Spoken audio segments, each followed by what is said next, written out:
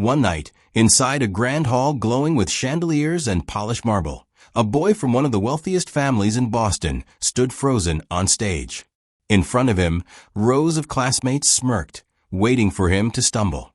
In the first row sat his father, the powerful billionaire Cassius Whitmore, his gaze sharp enough to cut his son in half. Every instinct told the boy to walk away, to stay silent as always. But then from the crowd, a small hand lifted a piece of paper that read only 2 words. Speak now. Before we dive in, let us know, what time are you listening to this? And where are you? Drop a comment below. We'd love to hear from you. Morning light poured through the tall windows of Larkspur Estate and slid across the stone floors like cool water. Everything in that house sparkled, glass polished, brass gleaming, rugs perfectly aligned. Yet the air felt thin, as if warmth had been ironed out and folded away. Aiden Larkspur patted down the hall in socks, careful not to make a sound that would bounce off the high ceilings. 16. Ravenswood Academy Jr. Last report card tucked in a drawer he kept shut. He ate at one end of a long table meant for banquets. A single place setting looked lonely against the dark wood. The kitchen staff moved quietly, and he kept his eyes on the oatmeal, pretending it tasted like anything. In the doorway, Cassius Larkspur paused, immaculate in a charcoal suit, glancing at his watch before glancing at his son. Focus on what matters, Cassius said, voice even. Numbers. Results. No excuses. Aiden nodded. He always nodded. The words settled like pebbles in his stomach. At Ravenswood, the smarter boys joked in whispers he could hear. The teachers didn't laugh, but they didn't shield him either. He had learned to make himself small, sit 2 seats from the back, leave the room last, carry a face that said he didn't mind. Inside, he minded. He wanted one thing he couldn't buy, a look from his father that said pride instead of appraisal. That wish embarrassed him. It felt childish, like hand-me-down hope. After school, he wandered the library at home, running fingers along spines he'd never opened. Latin mottos, old maps, histories of men who had triumphed by force of will. He took a book, then put it back. The stories seemed to belong to other lives, other boys. Night fell early over the bare trees outside Boston. He went searching for water and ended up following a warm ribbon of light to the back kitchen. The house had 2 kitchens, the showpiece near the dining room and this one, where the real work happened. The hum of the refrigerator, a faint cinnamon smell, the clock's soft tick. At the table sat Marjorie Ellison, the older woman who kept the house running. A mug steamed beside her. A yellow pad lay open, lines filled with tight, patient handwriting. Her pencil moved, paused, moved again. Aiden stopped in the doorway. He should have turned around. Instead, he stood very still and watched the way her face changed, sternness softening as a sentence landed. Something in his chest leaned toward that light. He didn't know why, only that it felt like a door where he'd never noticed one before. The week dragged on at Ravenswood Academy, the kind of place where marble hallways echoed with footsteps, and every wall seemed to remind you of expectations you weren't meeting. Aiden sat in the back row of history, shoulders hunched, pencil tapping nervously against his desk. When the teacher called on him to read a passage aloud, the words stuck in his throat. His voice cracked halfway through, and a ripple of laughter spread across the room. Maybe he should get a tutor just to pronounce the dates right. One boy whispered loud enough for half the class to hear. Heat rose to Aiden's face. He stared at the page, pretending the words were more important than the sound of snickers around him. The teacher didn't step in, just adjusted her glasses, told him to sit down, and moved on. That silence stung even more than the laughter. By lunch, the mocking had turned casual, the way kids use it as small talk. "Hey Larkspur, need me to spell your name on the test?" Someone called across the cafeteria. Aiden carried his tray to an empty table and ate quickly, eyes down, wishing he could vanish into the crowd. At home, the silence was worse. Cassius Larkspur was a man who filled rooms without raising his voice. His suits never wrinkled. His tie was always sharp, and his expectations sharper. He had built his fortune on timing and control, and he expected his son to inherit both. That evening, Aiden found himself standing in his father's office, dark wood, shelves of financial journals, a single painting of ships cutting through storms. Cassius sat behind the desk, hands folded like he was chairing a board meeting. "I got a call from Ravenswood," he said without looking up. "Your performance is slipping again. Do you have any explanation?" Aiden opened his mouth, then closed it. What explanation would satisfy a man who believed mistakes were weakness? Cassius finally lifted his gaze. His eyes were steady, cold. "You carry my name. That means discipline. That means results. No one remembers excuses, only outcomes." It wasn't shouting. Cassius never shouted. But every word pressed Aiden lower into the carpet. He nodded, though inside a knot tightened. Later that week, Cassius returned home earlier than expected. He walked past the back kitchen and paused. Through the doorway, he saw Aiden leaning against the counter, watching Marjorie Ellison scribble notes on a yellow pad. Aiden had been asking questions about books, about why she wrote, about what it meant to think differently. Cassius stepped inside, his polished shoes echoing against the tiles. He gave a short, sharp laugh. "So this is where you spend your time, trading wisdom with the help." Aiden froze. Cassius's voice sharpened. "My son, heir to everything I've built, learning from a maid. You don't see the shame in that." Marjorie's pencil stopped mid-sentence. She lifted her eyes, calm but firm, as if she had seen this storm before. Aiden wanted to speak, to defend her, but the words caught in his throat. Cassius shook his head, disgust written in the tight line of his mouth. "No wonder you stumble.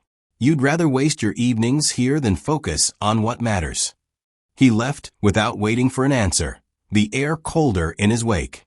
Aiden stood silent, the echo of his father's scorn bouncing inside his chest. It hurt in a way the laughter at school never could. At school, kids only mocked what they saw. His father cut deeper. He mocked what Aiden was. When he looked back at Marjorie, he noticed something he hadn't before. The way she kept her back straight even as her hands trembled slightly. The way her eyes seemed to hold entire stories behind their quiet sternness. She wasn't just filling notebooks to pass the time. She was building something, thought by thought, line by line. That night, long after the house had gone still, Aiden lay awake replaying his father's words. Shame, weakness, failure. Yet underneath that weight, another thought stirred. Maybe there was more to learn at that kitchen table than anywhere else in the estate. Maybe, just maybe, that warm light spilling over Marjorie's pages was the one place he could start to believe he wasn't as useless as they all said. The house had a way of swallowing sound. Even in the middle of the afternoon, when cars rushed past the gates outside, the walls of Larkspur Estate kept everything hushed. After that night in the kitchen, Aiden walked the halls differently. He carried his father's words around like stones in his pocket. Shame, weakness, failure. No matter where he went, they clinked together and weighed him down. The library became his hiding place. It was cavernous, lined with shelves, so high a ladder was needed to reach the top. Portraits of stern ancestors stared down at him, as if daring him to measure up.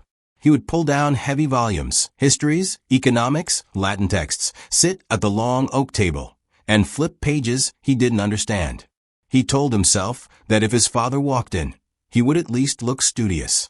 Sometimes he'd even take notes, though the words blurred into meaningless scribbles. It wasn't about learning. It was about trying to prove he wasn't hopeless. But inside, the emptiness grew. His father wanted results. His classmates wanted someone to laugh at. Aiden wanted, just once, to want something for himself. One evening, restless, he found himself drifting toward the back kitchen again. A strip of warm light spilled out into the hall, softer than anything else in the mansion. He stopped in the doorway. Marjorie sat at the same table, glasses perched low, pencil moving steadily across her pad. Steam curled from her mug, and the only other sound was the scratching of graphite. Aiden leaned against the frame, watching. There was a rhythm to her writing, almost like music, a mix of pause and push. Finally, he cleared his throat. "Why do you write so much?" "You're not. I mean, you don't have to." She didn't look up. "Knowledge isn't for display, Aiden. It's for living." The words landed heavy. He wasn't sure what she meant, but they followed him back to his room, echoing louder than his father's criticism. Knowledge isn't for display. Maybe that was why every book he opened felt dead. He was chasing approval, not life. The next night, he tried something different. He brought a notebook and sat across from her. Marjorie raised a brow, but didn't stop him. He copied sentences from the books he'd been pretending to read. His handwriting was uneven, the ideas awkward, but it felt different than scribbling for show. She offered the occasional nod or a brief. Try again. Tighter. Mean what you write. Hours passed, and for once he forgot to look at the clock. Still, the old fears clung tight. At school, he was the punchline. At home, he was the disappointment. Could a few pages change that? The thought made him clench his jaw, torn between the hunger to prove himself and the terror of being laughed at even harder if he tried. It was during one of those late sessions that he saw it. Marjorie left her book open when she stepped out to refill her tea. A faded photograph slipped from between the pages and floated to the floor. Aiden bent down. In the picture, Marjorie was younger, standing at a lectern with students crowded around her. Behind her, a chalkboard filled with notes. She wasn't in a maid's uniform. She looked like someone in charge, someone respected. When she returned, Aiden held up the photo. "This is you teaching?" Her eyes darkened. She snatched it gently but firmly, slid it back into the book, and closed it. "Some things belong to the past," she said. Her tone wasn't harsh, but it ended the conversation. Aiden stared at her, questions buzzing in his chest. Why would someone who had once stood in front of a classroom end up wiping floors in his father's estate? Why keep writing, night after night, if no one was reading? He didn't ask again. But the image stayed with him. The stern set of her shoulders, the certainty in her eyes. So different from how she carried herself now. It filled him with a strange mix of awe and confusion. That night, lying awake, he turned her words over like a stone in his hand. Knowledge isn't for display. Maybe she knew something about being judged and still choosing to keep going. Maybe she saw something in him worth shaping, even if no one else did. At Ravenswood, the week's assignment sounded simple enough. Write a short essay about a turning point in American history. Most kids treated it like a scavenger hunt. Pull a few facts, stitch a paragraph or two, call it done. Aiden tried something else. He sat at his desk and asked himself what mattered, then wrote in uneven bursts, stopping every few lines to hear how the sentences felt. The draft was messy, the spelling rough, but he could tell it sounded like him. When the papers came back, his margin looked like a crime scene. Red notes circling verbs, arrows scolding commas, a big comment at the top. Promising ideas, poor polish. In the hallway, boys glanced at the page and grinned. "Look at Larkspur getting deep," one said, holding an imaginary pipe. "Still can't spell, though." They moved on, laughing carelessly. Aiden took the paper to the back kitchen, because he knew whose opinion mattered now. Marjorie read quietly, fingers skimming the lines the way a pianist marks a melody. She didn't smile or frown. She set the pages down and pushed them back. "Read aloud," she said. He tried. The first time his voice caught. The second time he tripped over a sentence and apologized. She shook her head. Again, "Don't apologize, decide." By the third pass the rhythm steadied. She pointed to clumsy phrases and had him rewrite them by hand, not once but several times, until the words matched the meaning. It was exhausting work. Yet when she finally nodded, he felt a small lift, like catching a breath. For once the page didn't feel like a test, but a door. They paused. She poured tea, the scent of lemon rising with the steam. "You think I'm hard on you," she said, not unkindly. "I am. I have a reason to keep at it." "What reason?" he asked. "My granddaughter, Clara." Her features softened. 11 going on 30. Smart, stubborn. I promised her I'd keep writing. Promises cost time. So I work here, and I write when the house goes quiet. Clara keeps her backpack by my desk. She asks what I wrote. He pictured a bright-eyed girl at a kitchen table, a woman rising before dawn to make ends meet. The thought widened the room around them. He wasn't the only one carrying expectations. School did not let up. Mr. Briggs, his economics teacher, liked to talk golf with the fathers at fundraiser dinners. seeing Aiden's essays bend toward reflection. He clicked his pen and made a note. Later that week over drinks, he mentioned to Cassius Larkspur that the boy seemed distracted by soft subjects when he should be mastering hard numbers. He said possibility was for poets, not for shareholders or sons. It reached home like a weather change. That evening, Cassius's footsteps sounded in the back hall, too precise to be anyone else's. He found them at the table, Marjorie with her pencil, Aiden with his notebook open, the air warm with tea and graphite. "So this is the project," Cassius said. His tone wasn't loud, but it carried the cold of an open door in January. "Nights spent tinkering with sentimental exercises while your grades slide." Aiden closed his notebook halfway, as if to shield it. Marjorie straightened, not deferential, simply present. "From now on," Cassius went on, "you'll stop wasting time on this. I'll hire a real tutor, someone with credentials." Silence fell. His old habit of bowing rose to meet the moment. But something else rose with it, a sturdier thing he couldn't name. His fingers tightened around the paper until it wrinkled. "She's teaching me what nobody else will," he said. The words came shaky. "How to think. How to mean what I say." Cassius regarded him like a mispriced asset. "She is employed to clean. You need discipline, not daydreams." Aiden held on to the pages. He felt small and young and scared, but a line had been drawn, and he knew which side he stood on. He didn't argue. He lacked armor for a fight. He simply didn't release the work that was finally starting to feel like his. Cassius left. The door closed with a soft, final stamp. The kitchen hummed again. Refrigerator, kettle, the clock's slow tick. Aiden let out the breath he'd held. Marjorie looked at him for a long moment. Not praise. Not pity. Recognition. "All right," she said. "Back to the paragraph with the railroad strike. This time, make every word earn its place." It was supposed to be a small victory. The assignment in English class had been another essay, and this time Aiden tried to follow Marjorie's advice. Slow down, think about what mattered, then build every sentence with intent. When the teacher returned the papers, a rare bee glowed at the top of his page. For someone used to scraping by with D's, it felt like sunlight breaking through thick clouds. For about 10 minutes. "Since when does Larkspur pull off AB?" one boy muttered, loud enough for the table to hear. Another leaned over and snatched the paper.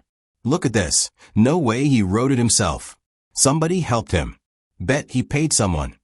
The laughter spread, careless and cruel. Aiden tried to tug the paper back, face burning. "I wrote it," he said, voice too soft. They grinned at each other, like he'd just confirmed their joke. By the end of the day, whispers trailed him down the hallway. Cheater, fraud, rich kid who couldn't string a sentence together without a ghostwriter.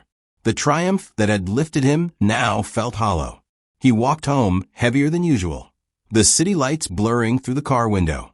That night, Cassius summoned him to the study. The room smelled of leather and cigars, heavy with a silence Aiden knew too well. His father sat behind the desk, hands steepled, gaze sharp. "I heard about this essay," Cassius said. "Suddenly, you earn a respectable grade." Aiden nodded cautiously. "Yes, sir." Cassius leaned back, eyes narrowing. "Don't think you can fool me. A boy who stumbles year after year doesn't wake up brilliant overnight. Who did you copy? Or was it that woman in the kitchen whispering ideas into your ear?" The accusation made Aiden's chest tighten. He shook his head, but the words wouldn't come. Cassius's voice was cool and final. "Don't mistake me for a fool, Aiden. A Larkspur earns his place through discipline, not tricks. A fluke doesn't change who you are." The words sliced clean. What little pride Aiden had carried collapsed under them. Within a week, Cassius made arrangements. Aiden was introduced to Mr. Halden, a private tutor with polished shoes and a reputation for whipping underachievers into shape. Halden didn't smile. He looked at Aiden like a defective product. "Your father wants results," Halden said on the first day, tapping the desk with a long finger. "I don't care about your feelings. You'll follow my method, or you'll fail harder than you already have." The sessions were suffocating. Every mistake was met with a sigh, every hesitation with a cold remark. Aiden sat through the hours like a prisoner, staring at equations and outlines he barely absorbed, longing for the quiet encouragement of the kitchen table. At dinner one evening, the tension finally broke.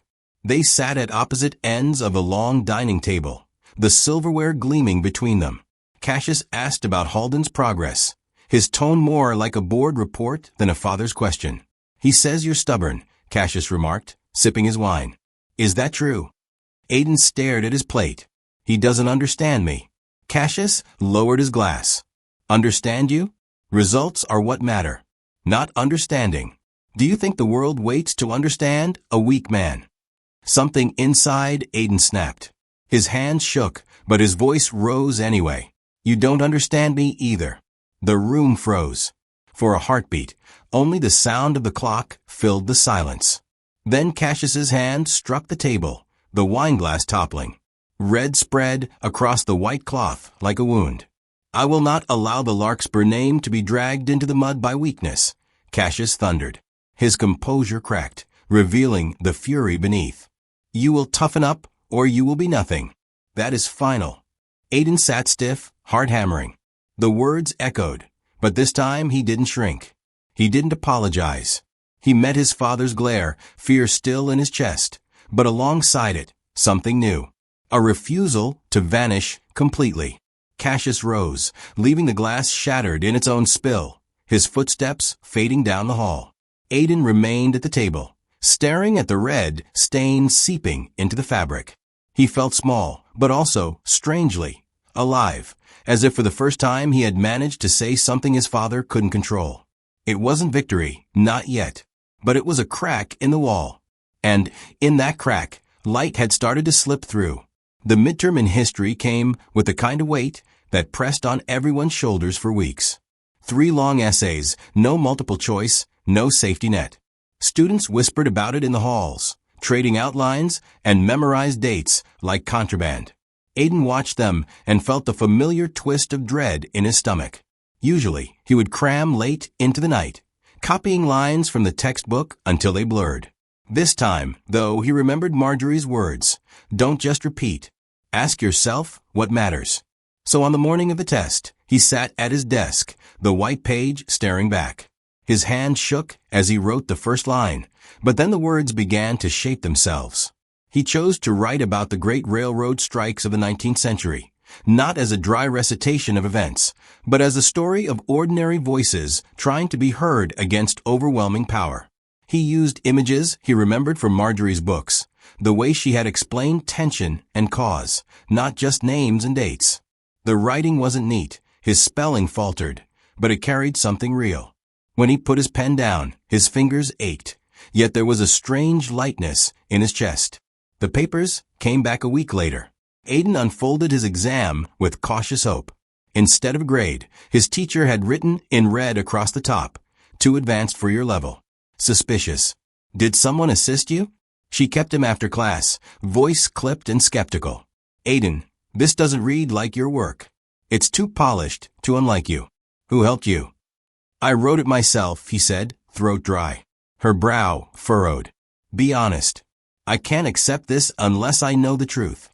But there was no truth she would believe. His denial sounded weak even to his own ears. By the end of the conversation, he walked out not with pride, but with shame heavier than before. When he returned home that evening, the summons came quickly. The formal sitting room was lit, a place usually reserved for guests, not family talks. Marjorie stood quietly by the doorway, her face unreadable. Cassius paced across the carpet, polished shoes striking the floor in deliberate rhythm. "They tell me your essay was unusual," Cassius said, stopping suddenly. His voice was measured, but the air bristled with accusation. "Too sophisticated for you." A sudden leap no one expected. "I wonder, how did that happen?" His eyes slid toward Marjorie like a blade. "I suppose you've been slipping ideas into his ear, trying to play mentor where you don't belong." Aiden opened his mouth, but nothing came out. Cassius took a step closer, his gaze fixed on Marjorie now. "Tell me, what is it you're after? A bonus? Some favor? You feed him words, he brings home a decent mark, and you feel important. Is that it?" The words stung like a slap. Aiden felt small, trapped between them, terrified of what she might say. Marjorie didn't flinch.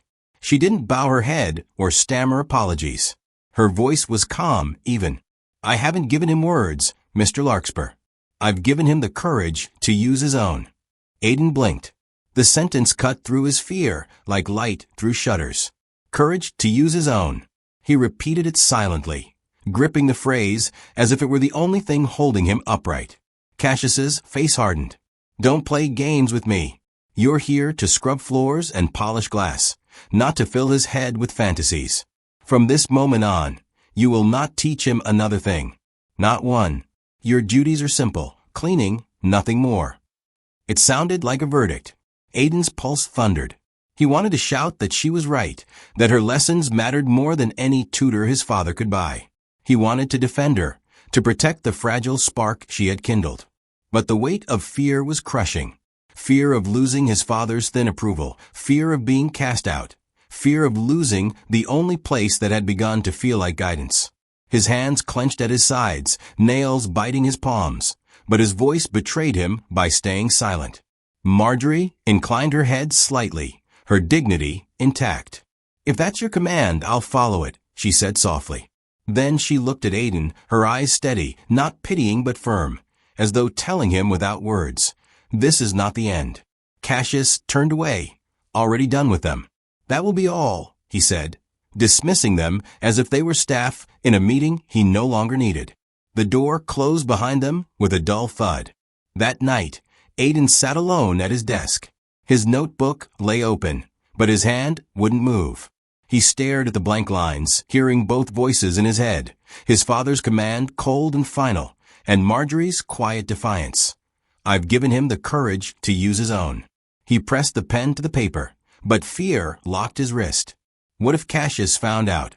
What if speaking up cost him everything?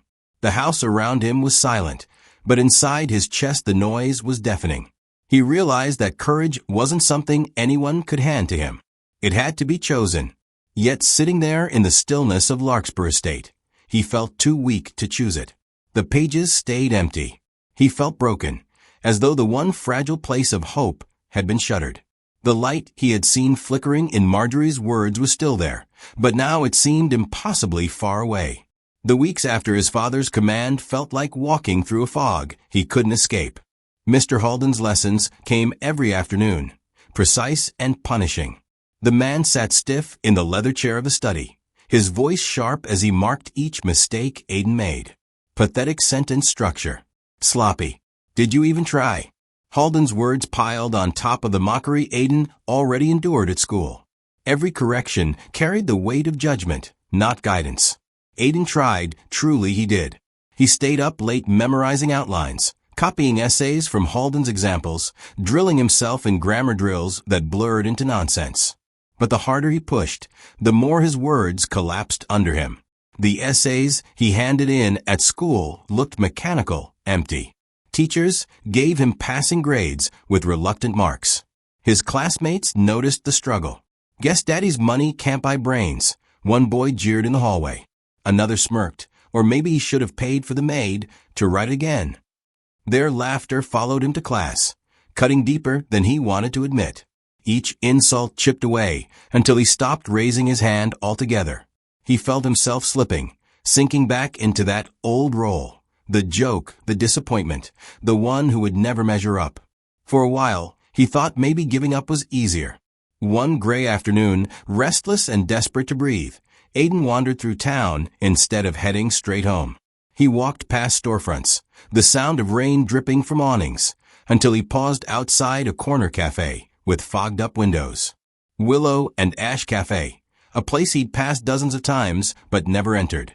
Today, through the glass, he caught sight of a familiar figure. Marjorie sat alone at a corner table. Not in her uniform, not with a mop in her hand, but dressed in a simple cardigan, her hair pinned back loosely. A notebook lay open in front of her, pages filled with neat, flowing handwriting. Her brow furrowed, lips moving silently as she considered a phrase. She looked absorbed, alive in a way Aiden had never seen before. His chest tightened. Until that moment, he had only known her as the woman who guided him in secret, the one who scrubbed the floors of his father's house. Seeing her here, pen racing across the page, he realized she carried a whole world inside her, one no one in the Larkspur household seemed to recognize. Almost without thinking, he pushed open the door. The bell above chimed, and the warm smell of coffee wrapped around him.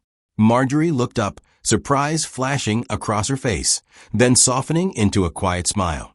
"Aiden," she said, motioning for him to join her. "I didn't expect to see you here."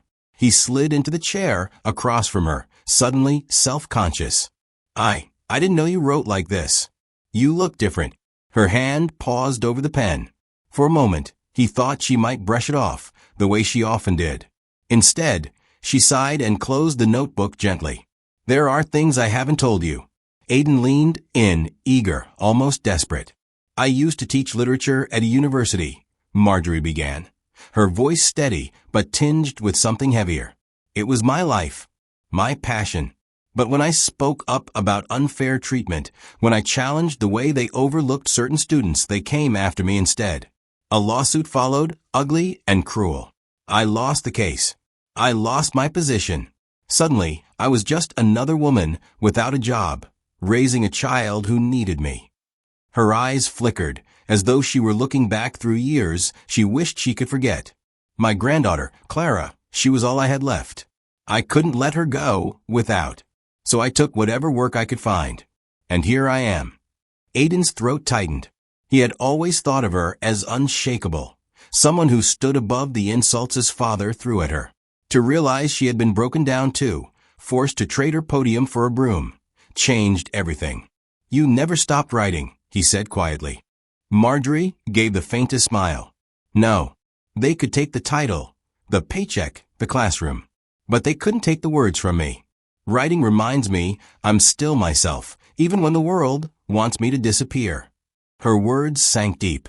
Aiden saw his own reflection in her story. She too had been doubted, dismissed, called unworthy. Yet here she sat, her notebook open, still fighting in her own way. "I feel like," he hesitated, fumbling for words, "like everyone's waiting for me to fail. Even when I try, it's never enough. My father, he thinks I'm a joke. The others at school think I'm hopeless. And sometimes I think maybe they're right." Marjorie reached across the table, resting her hand over his. "You're not hopeless, Aiden. You just haven't found your footing yet. And when you do, it won't look like theirs. It'll be your own." The cafe hummed with low voices and clinking cups, but for Aiden, the moment stretched, steady and clear. He felt something stir inside, a faint ember where there had only been ash. If she could carry on after losing everything, if she could still sit here and write, then maybe he could keep going too. He looked at her, determination flickering through his doubt. "I won't quit," he whispered, more to himself than to her. "Even if I have to do it in secret, even if no one believes in me, I'll keep going." Marjorie gave him a small, knowing nod. "That's the beginning of courage, Aiden. Hold on to it." As he walked home that evening, the streets glistening with rain, Aiden carried more than his schoolbooks. He carried a promise, unspoken but fierce, that he wouldn't let go, not this time.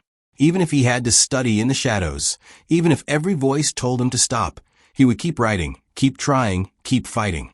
The announcement came on a Monday morning, tucked between the usual shuffle of lockers and the smell of cafeteria pancakes that clung to the hallways.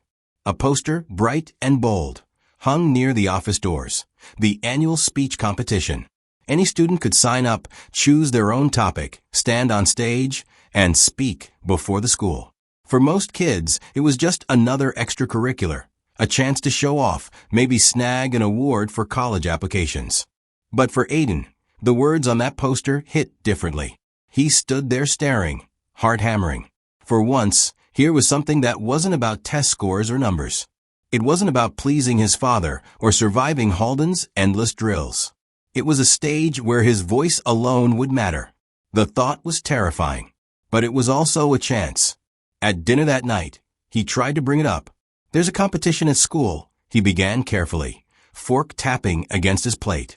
"It's a speech contest. I thought maybe." Cassius cut him off before he could finish. Absolutely not. Aiden blinked. You didn't even. I don't need to hear the details, his father snapped, setting down his glass. I won't have you embarrassing this family, standing in front of strangers, spewing nonsense. Do you want to become a public joke again? Haven't you done enough of that already? The sting in those words was sharp, and Aiden felt the old shame rise, pressing against his ribs. Cassius leaned back, voice cold but measured. You'll focus on what matters. I've arranged for you to start advanced courses in economics this summer. That's your path. That's where the family legacy is. The room fell silent, except for the faint clink of silverware. Aiden swallowed hard. Legacy. That word always came like a weight pressing him flat, leaving no space for his own breath. Later that night, lying awake in his bed, the poster's bold letters kept flashing in his mind. The speech competition. He imagined stepping up to that podium, imagined speaking and being heard. For once, not as Cassius Larkspur's son, not as the class joke, but as himself. But then he pictured the laughter, the possibility of freezing up, the whispers in the crowd. His father's fury if he found out. The two paths stretched out in front of him. Obey, stay invisible, safe but hollow. Or risk everything, stand on stage, and maybe fall harder than ever. The choice burned inside him for days. By the end of the week, his feet carried him, almost without thinking, to the library corner where Marjorie worked. She looked up as he slid into the chair across from her. I want to do it, he blurted out. The speech contest. Her eyes widened just slightly, then softened into something steadier. That's a bold choice, Aiden. My father said no. He'll be furious if he finds out. His hands twisted in his lap. But if I don't try, I'll never know. Marjorie studied him for a long moment, then nodded slowly. I'll help you, but only under one condition. What is it? She leaned forward. You must write it in your own voice. Not mine, not your father's, not your teacher's. If you fail, you'll fail honestly. If you succeed, it will be yours alone. Aiden's throat tightened, but he nodded. I'll do it. One evening, as he sat at Marjorie's kitchen table, papers scattered around them, a small voice interrupted. Is this the boy you told me about? A little girl padded into the room, dark curls bouncing, a stuffed rabbit dangling from her arm. Marjorie's granddaughter, Clara. Aiden froze, unsure how to respond. Clara climbed into the chair, beside him, as though it were the most natural thing. Grandma says you're learning how to write, she said matter-of-factly. If she can write books, then you can write a speech. Her innocence disarmed him. He chuckled despite himself. It's not that easy. She tilted her head. It is if you don't give up. Marjorie gave a small smile, watching the exchange. Clara has a way of simplifying things, doesn't she? The girl grinned, hugging her rabbit. Grandma says words are like seeds. You just have to plant them and keep watering. Then they grow. Aiden stared at her, the simple wisdom landing heavier than he expected. Seeds. Growth.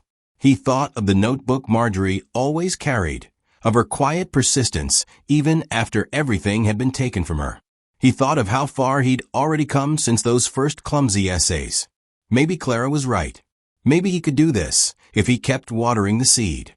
As he walked home that night, the weight of fear hadn't disappeared. Cassius's shadow still loomed large, and failure still lurked as a very real possibility. But alongside the fear came something sturdier, a determination that hadn't been there before. The contest poster no longer felt like a taunt. It felt like an invitation.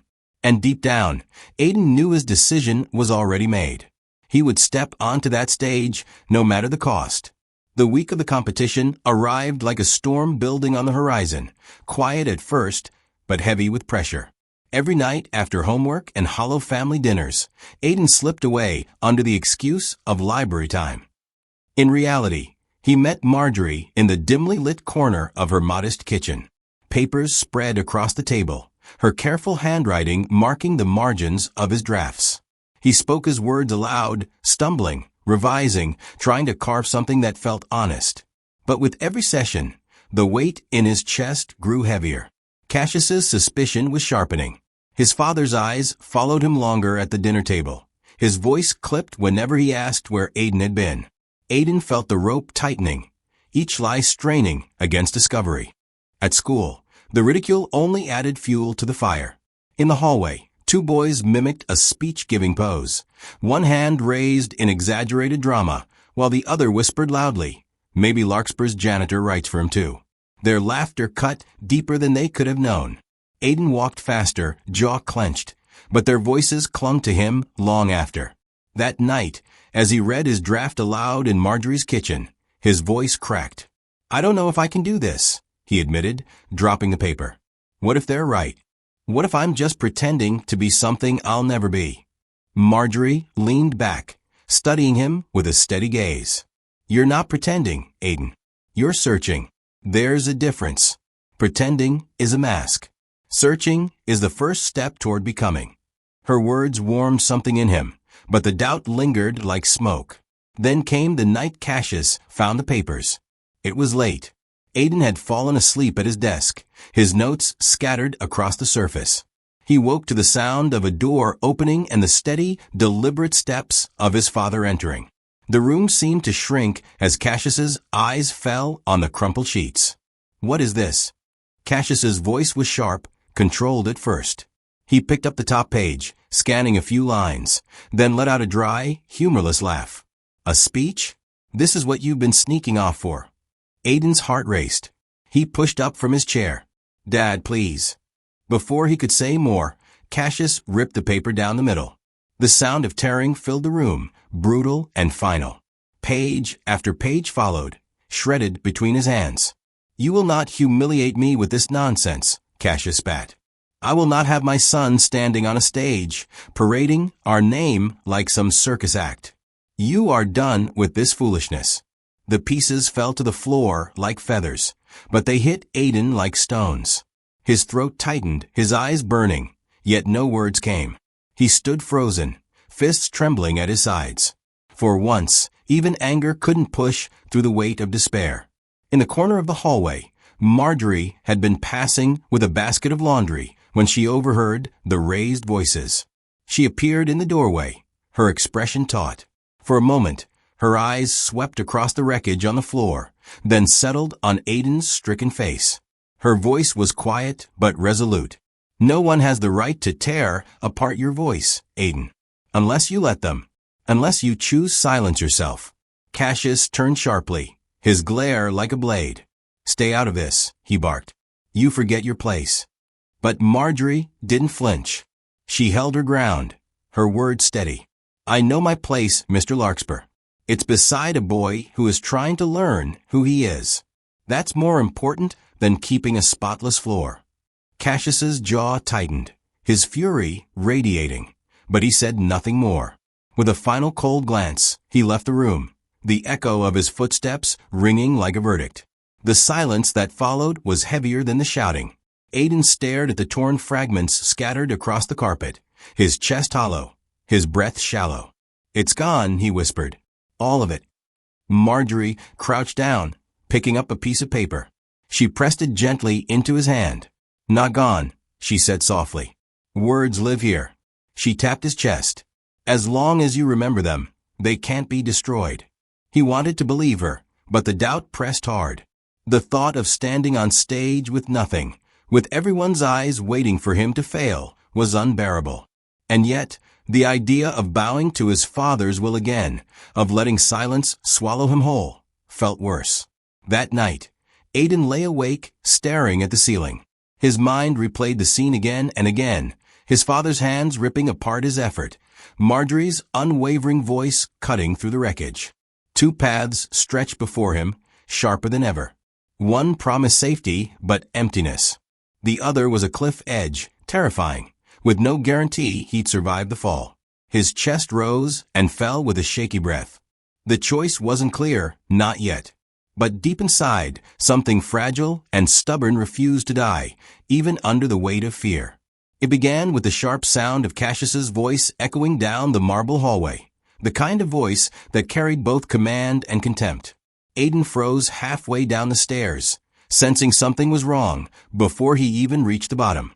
In the living room, Marjorie stood stiffly, her hands folded in front of her apron, while Cassius paced with a folder in hand. "I should have known," Cassius said, his tone like a blade slicing the air. He threw a set of papers onto the coffee table, the pages sliding toward Marjorie's feet. "I had someone look into you. A so-called professor, weren't you? And then," he smirked, his voice heavy with scorn, "a lawsuit, a scandal. You didn't leave that university by choice. You were pushed out." Marjorie's lips tightened, but she didn't move to defend herself. Her eyes flickered toward Aiden, who had stepped fully into the room, his chest rising and falling fast. Cassius turned, pointing at her like she was a stain on the carpet. "This is the woman you've been clinging to, Aiden. A fraud.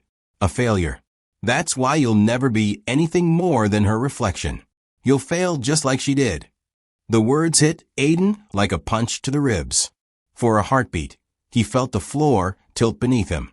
He'd wondered so many times why Marjorie never spoke of her past, why she brushed off his questions with a kind smile and a subject change. Now the truth stood naked in front of him. She wasn't just a housekeeper. She had been someone once, someone who built a life of knowledge and words, only to have it ripped away. He looked at her, expecting shame, maybe anger. But what he saw was quiet dignity. Her shoulders didn't slump. Her gaze didn't drop. She stood in that silence like she had weathered storms far harsher than Cassius's cruelty. Aiden's chest burned. Anger welled up, but it wasn't for her. It was for his father's sneering voice, for the way the world had treated someone who had given her life to words, for the ease with which men like Cassius could strip someone down to a label. Failure. Marjorie's voice, low but steady, finally broke the silence. "I never claimed perfection, Mr. Larkspur, but I will never apologize for teaching your son to think for himself." Cassius's eyes flashed. "You won't be teaching him anything anymore." His words were final, a sentence passed. "Pack your things. I want you gone by the end of the week." The quiet broke inside Aiden like glass. "No." His voice cracked as he stepped forward, fists clenched. "You can't just," "She didn't," he faltered, the words failing him as tears stung his eyes. Marjorie placed a gentle hand on his arm. "It's all right," she whispered. But it wasn't all right. He could see it in her eyes, the tired resignation of someone who had been pushed out before and knew the cost of fighting back. Within an hour, her decision was made. Marjorie folded her uniform neatly, left her keys on the counter, and stood at the threshold with her small suitcase. Aiden stood frozen, his throat locked tight, watching the one person who had believed in him walk out of his life. His chest ached with a helplessness that felt unbearable. Cassius stood behind him, arms crossed, his voice calm but merciless. "You see? That's what happens when you put your trust in people beneath you. They always disappoint. That's why you'll stay under my roof, learn what I tell you, and stop humiliating this family with your little games." Something inside Aiden shifted then, a fragile wall cracking open. For years he had shrunk under that voice, cowered beneath its weight. But now, with Marjorie gone and the truth laid bare, fear burned into something else, resolve. He turned, meeting his father's eyes without flinching. His voice shook, but it carried more strength than he'd ever felt.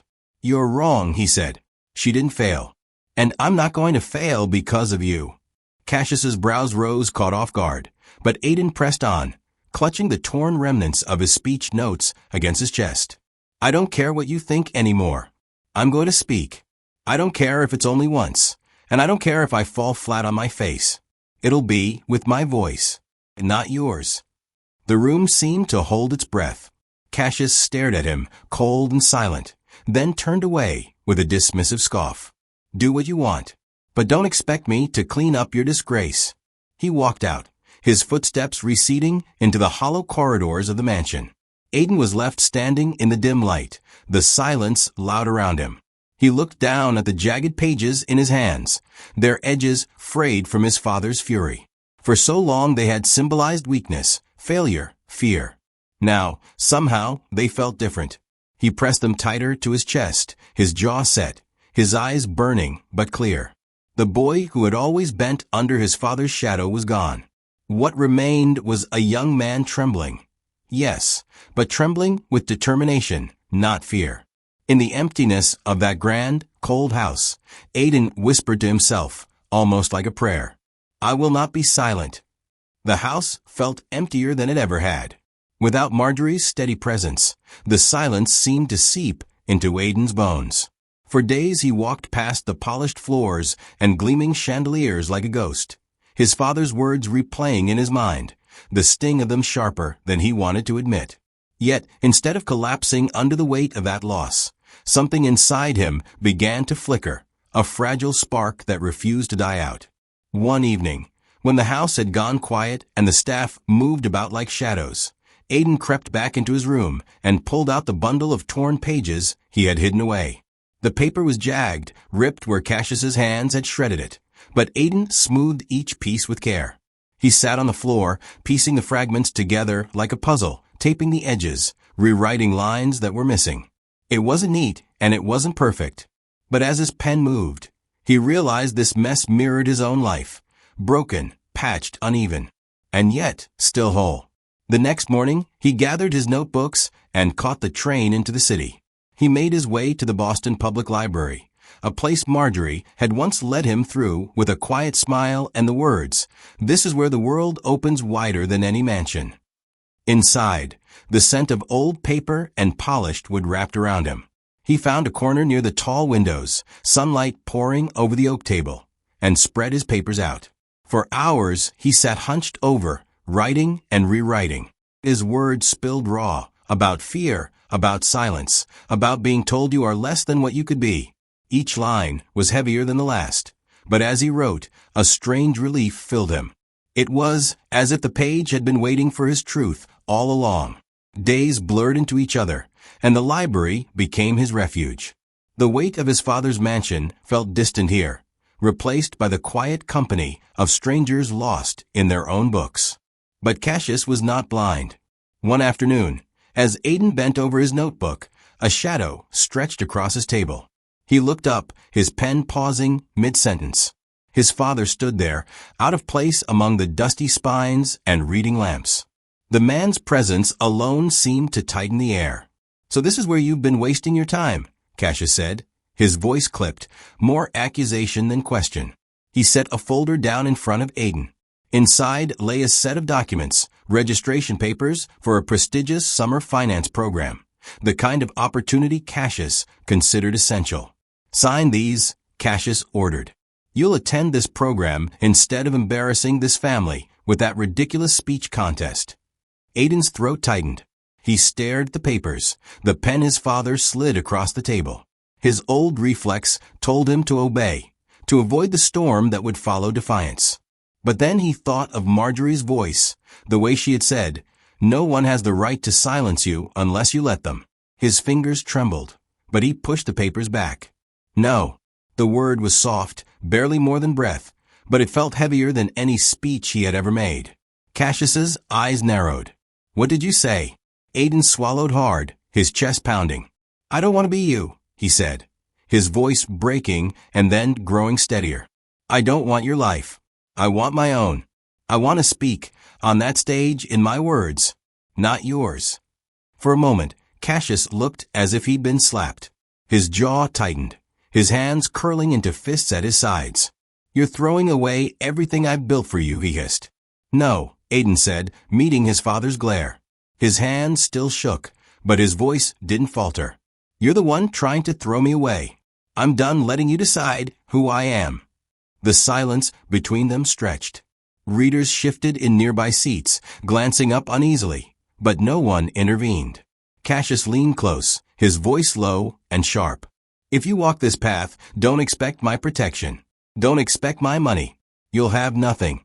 Aiden felt the sting of those words, the threat that once would have shattered him. But now, with his speech draft beneath his palms and his heart burning in his chest, he found himself strangely steady. "Then I'll have nothing," he said quietly. "But it'll be mine." Cassius straightened, his face stone cold. Without another word, he snatched the folder from the table and strode out of the library, leaving only the echo of his footsteps behind. Aiden sat there long after he was gone, his whole body trembling. He pressed his palms against the desk, staring at the scrawled pages in front of him. His future was suddenly uncertain, stripped bare of all safety nets. But the uncertainty didn't scare him, it freed him. He picked up his pen again, breathing deep, and began to write. This time not out of fear, not even out of rebellion, but out of the stubborn, growing belief that his voice mattered.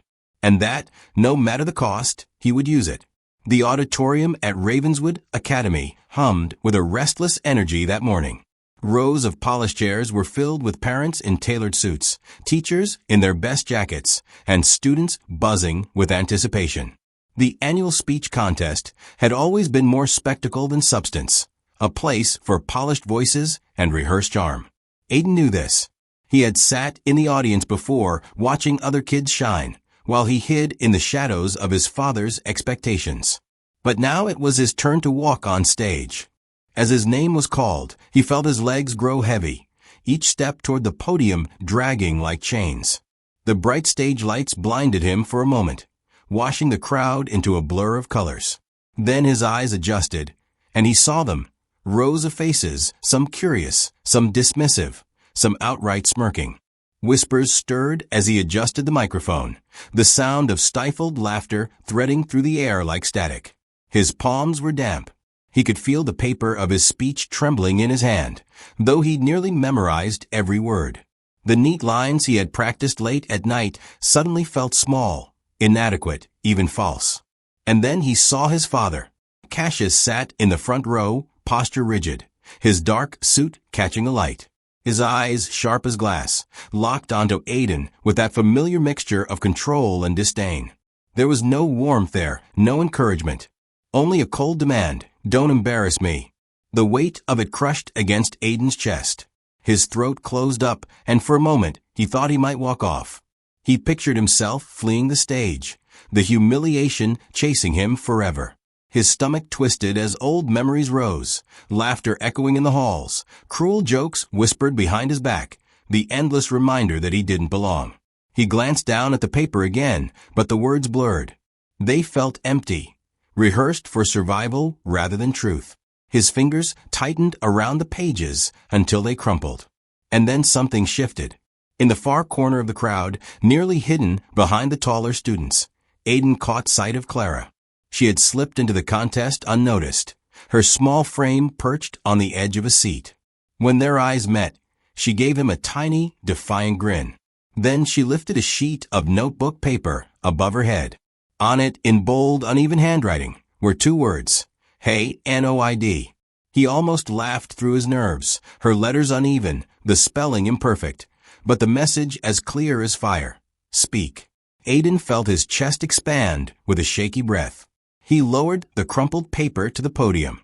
His heart still raced, but the fear no longer pinned him down.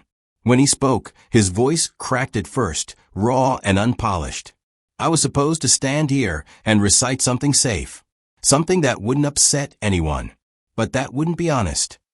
The audience stirred. A few whispers, a cough. He continued, finding his rhythm. I've been told most of my life that my words don't matter, that I'm too soft, too weak, too wrong. I believed it for a long time, until someone showed me otherwise. Not a teacher on this stage, not a parent with power, but a woman who worked in my home. A woman who knew what it meant to lose everything and still keep her voice. The room grew stiller, the shifting and coughing quieting down. She taught me that knowledge doesn't belong to one class, or one family, or one name. It belongs to anyone willing to listen, to question, to believe that they can think for themselves. She taught me that a voice, no matter how small, no matter how unwanted, can still carry truth. And I realized that if I don't use mine, I'll be living someone else's life, not mine. The words tumbled from him now, unpracticed, but more alive than anything he had rehearsed. He spoke of silence, of how easy it was to stay quiet in the face of cruelty, and how dangerous that quiet could be. He spoke of dignity, of seeing someone dismissed and ignored, and realizing that strength doesn't come from titles or wealth, but from the courage to stand up. By the time he paused, his chest heaving, the entire auditorium had gone silent. The kind of silence that wasn't empty, but full, dense with unspoken thought, surprise, maybe even respect. Aiden's gaze drifted back to the front row. Cassius's face was unreadable at first, jaw clenched, eyes narrowed. But there was something different too, a flicker, a shift. For the first time, the man wasn't staring at his son as if he were a liability. He was staring at him like he didn't recognize him at all. Aiden let out the breath he'd been holding, his hands still trembling at the podium. But the fear was different now, tempered by the strange, steady pride pulsing in his chest. He wasn't the boy hiding in his father's house anymore. He wasn't the echo of someone else's expectations. He was simply himself, and that felt like enough. And the silence of the crowd, thick, waiting, felt like the proof he had been chasing all along. Aiden's voice, though still a little unsteady, carried through the vaulted ceiling of the Ravenswood Auditorium. What had begun as halting words was now flowing with a conviction that surprised even him. He leaned forward on the podium, his eyes no longer fixed on the paper he had abandoned, but on the audience before him. I want to tell you about someone who will never be listed in the faculty directory of this school. She doesn't wear a blazer with the academy crest or hold a chalkboard in her hands. But she taught me more than any textbook ever has. A ripple moved through the crowd, parents shifting, teachers narrowing their eyes, students craning their necks. Aiden continued. Her name is Marjorie Ellison. To most people, she's invisible. She cleans floors and wipes down counters. But to me, she became the person who planted a seed of truth in the dark. She showed me that my voice, however small, was worth using. That knowledge belongs to all of us, not just the wealthy or the powerful. She is the reason I'm standing here at all. A hush fell, followed by murmurs of surprise. Some faces softened, a few parents nodding ever so slightly. Others looked scandalized that the son of Cassius Whitmore was praising a housekeeper, as though she were a scholar. But Aiden didn't stop. His chest tightened, and for a moment he thought of walking it back, softening the edges. Instead, he swallowed hard and went further. Because here's the truth, too often, people like her are dismissed. Their wisdom is ignored, their dignity overlooked. And sometimes, that same silencing happens in our own homes. He paused, the words lodged in his throat, but he pushed them out. I know this because my own father has spent years teaching me not to speak, telling me that silence is safer, that my voice is a liability. But I can't live like that anymore. The crowd gasped, a collective intake of breath. Whispers rose like a wave. Aiden had said the unsayable. He had named his father in front of the entire academy. Cassius shot up from his seat in the front row. The scrape of his chair echoed like thunder. His voice boomed, sharp and furious. Enough. This is slander. You will stop humiliating this family at once. The room shuddered. Students froze. Teachers exchanged alarmed glances. For many of them, Cassius Whitmore wasn't just Aiden's father. He was a benefactor, a name carved into plaques across the academy's walls. To see him standing there, red-faced and enraged, was a spectacle no one could ignore. On stage, Aiden's knees trembled. For a split second, he felt 12 years old again, a boy shrinking under the weight of his father's fury. But then his eyes found Clara in the back. Her small hand balled into a fist of encouragement. He drew in a shaky breath. If a truth makes you feel humiliated, Aiden said slowly, his voice quivering but clear, then maybe that shame doesn't belong to me. Maybe it belongs to you. The words hung in the air, electric, almost unbearable in their weight. A silence deeper than any before fell over the hall. Even the faint hum of the lights seemed to vanish. Cassius's face darkened, his jaw tightening so hard it looked like stone. He opened his mouth to roar back, but something in the room had shifted. The audience wasn't on his side. Rows of parents and students were staring, not at Aiden in scorn, but at Cassius with unease. The whispers weren't mocking anymore. They were questioning. Aiden gripped the podium, his knuckles white, his heart pounding so loudly he thought it might burst. But he didn't look away. For once, he held his father's gaze, refusing to drop his eyes like he had all his life. Across the stage, a teacher cleared his throat but said nothing. No one came to Cassius's defense. The boy who had always been the shadow of the Whitmore name had just forced that name into the light. The silence stretched long enough that every person in the hall felt the tension like a taut wire. Aiden's words still echoed, cutting sharper with each second that Cassius failed to respond. Cassius seemed less like the unshakable patriarch and more like a man cornered. His authority, usually unquestioned, was now hanging in the balance, not just against his son, but against the weight of an entire community watching him. Aiden's throat was dry, but he didn't falter. I'm not ashamed to say that the person who taught me to believe in myself wasn't a man of power, but a woman this school and this family never valued. If you call that humiliation, then so be it. I call it truth. The hall was utterly still. Even the air seemed to hold its breath. Cassius's hands curled into fists, but he didn't move. He couldn't, not with hundreds of eyes fixed on him, not with his son standing taller than he ever had before. In that charged silence, Aiden realized something astonishing. His father's fury no longer terrified him. For once, the shame didn't stick to his skin. It slid off, landing where it belonged. And the weight of the room, their attention, their judgment, was no longer crushing him. It was lifting him, giving him ground to stand on. The battle lines had shifted. Father and son were no longer confined to their house of silence. Now they stood in the open, with the world watching, and neither could retreat. When the last wave of silence settled in the auditorium, Aiden knew he had reached the edge of the cliff.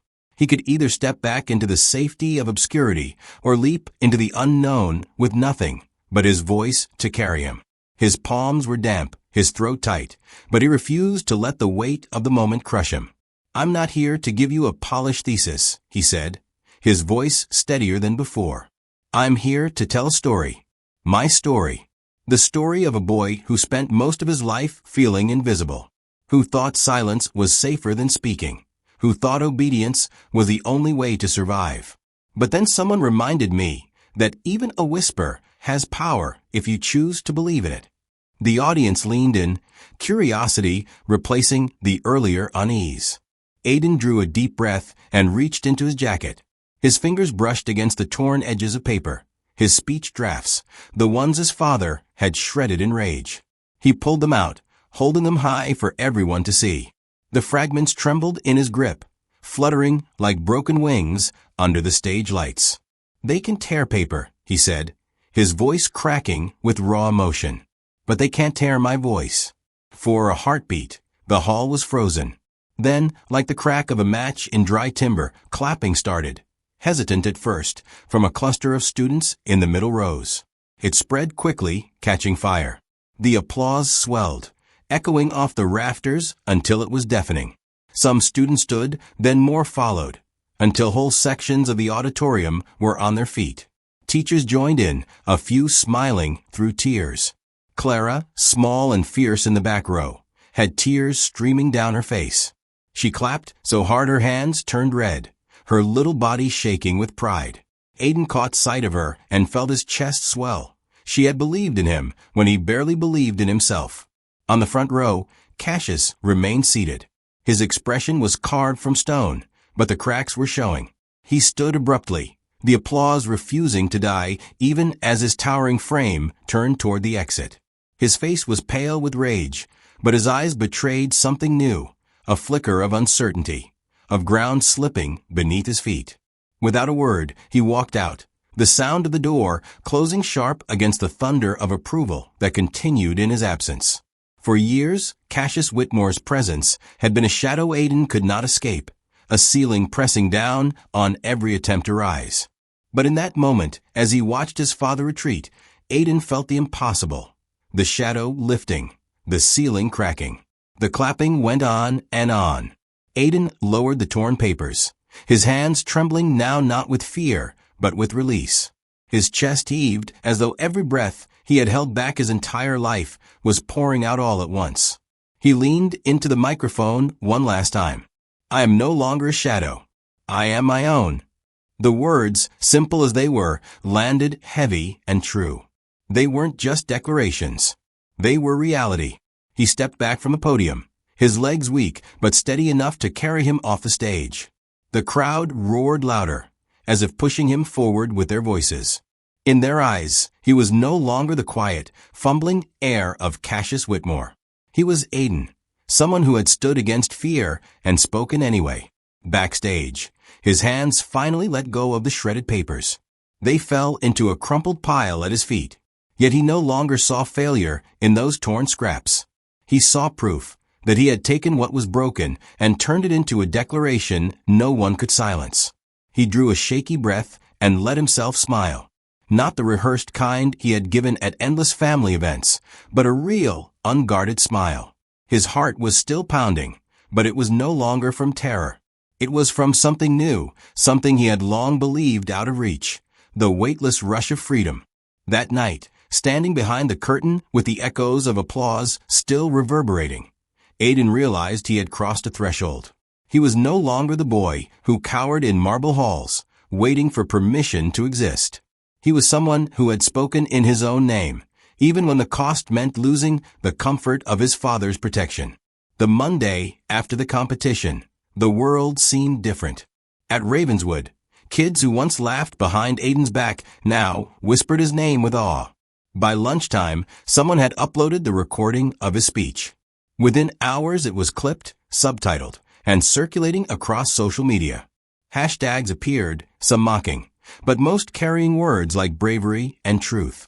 Comment sections filled with people saying they wished they'd had the courage to stand up to their own fathers, their own schools, their own silences.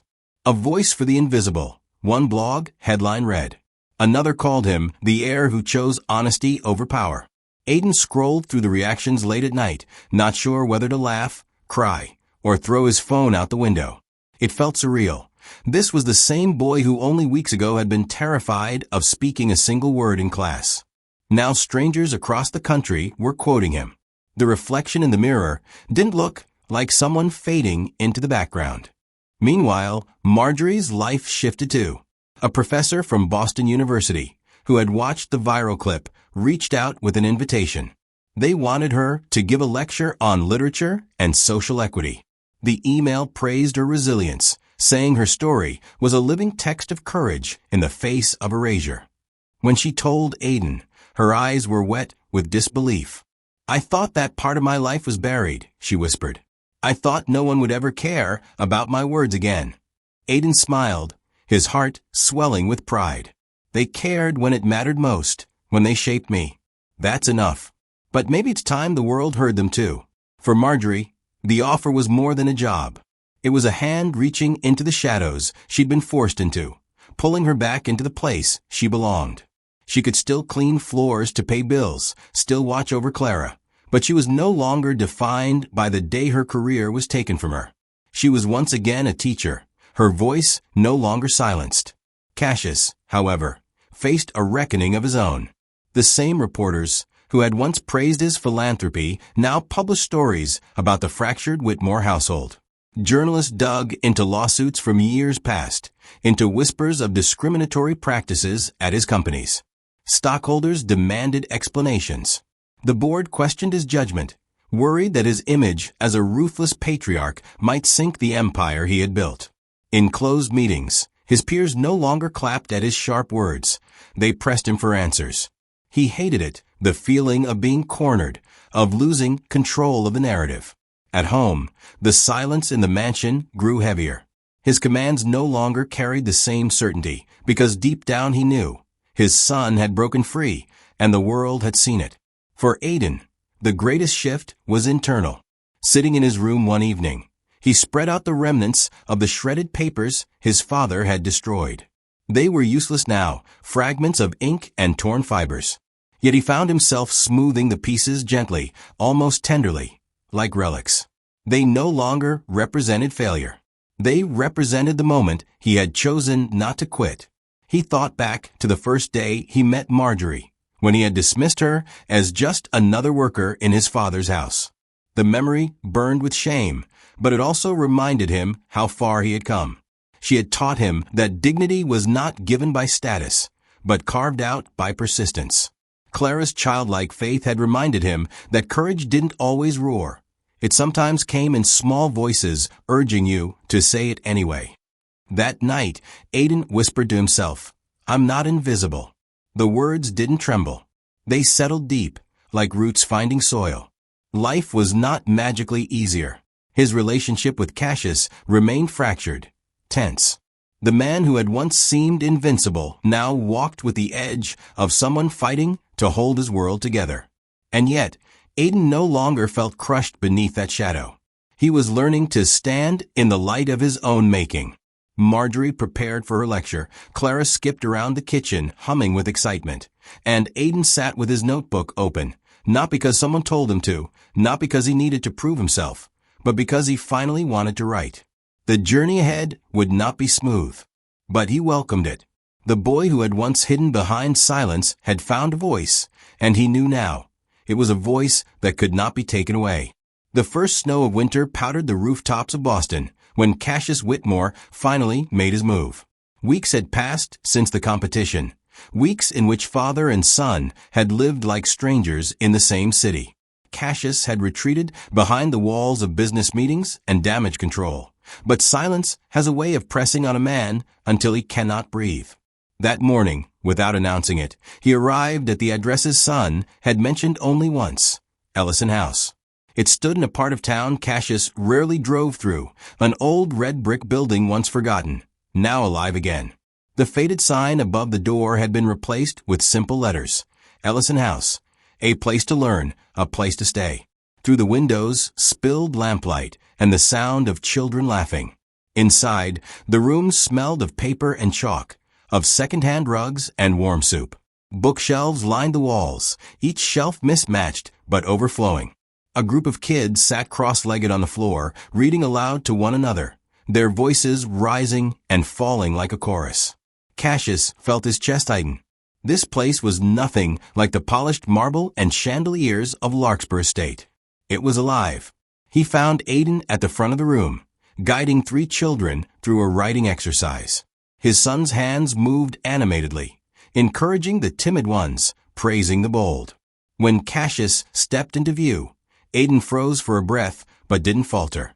"Keep going," Aiden told the kid softly. "You've got this."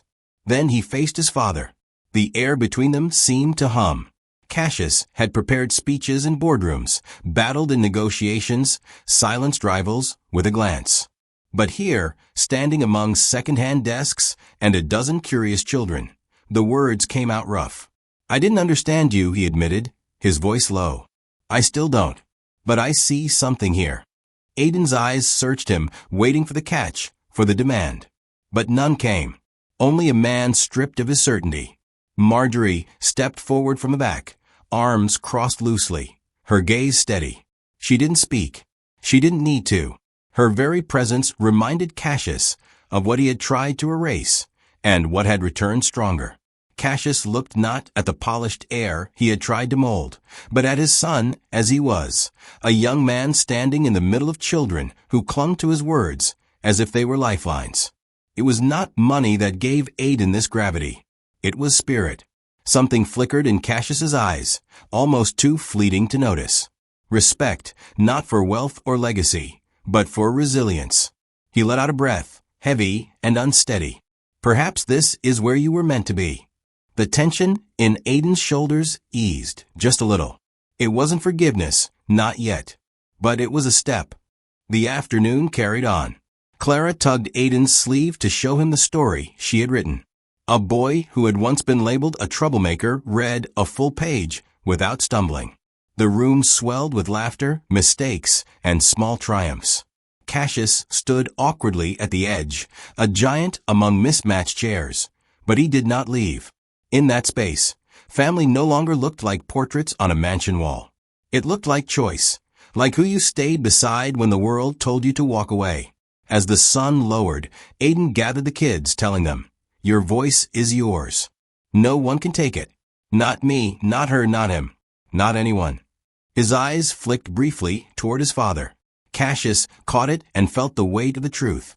Later, when the building quieted, Aiden sat at one of the worn desks, sorting through the day's mail. Among bills and flyers lay a sealed envelope bearing the crest of a major education foundation in New York. He slid it open carefully, scanning the lines once, then twice. They were inviting him to speak, not as a student, not as a son, but as a voice they believed the nation needed to hear. He leaned back, the letter trembling slightly in his hands. Beyond the cracked windows, snow fell thicker, cloaking the streets in white. Aiden smiled faintly, the kind of smile that holds both relief and challenge. The journey at Ellison House was only beginning. But somewhere on the horizon, another stage waited, larger, louder, demanding more than he had ever given. For now, though, he stayed in that room, surrounded by warmth and words, the echo of children's laughter still hanging in the air. And he felt ready for whatever came next. In the end, Aiden's journey reminds us of something simple yet often forgotten. No matter how powerful the voices around us may be, the strongest one is the voice we dare to claim for ourselves. Knowledge can cut through walls of class, love can rebuild broken families, and courage can turn silence into change. The question is, when your moment comes, will you choose to stay quiet or will you speak? If this story touched you, don't forget to hit subscribe and follow the channel, so you won't miss the next journey waiting to be told.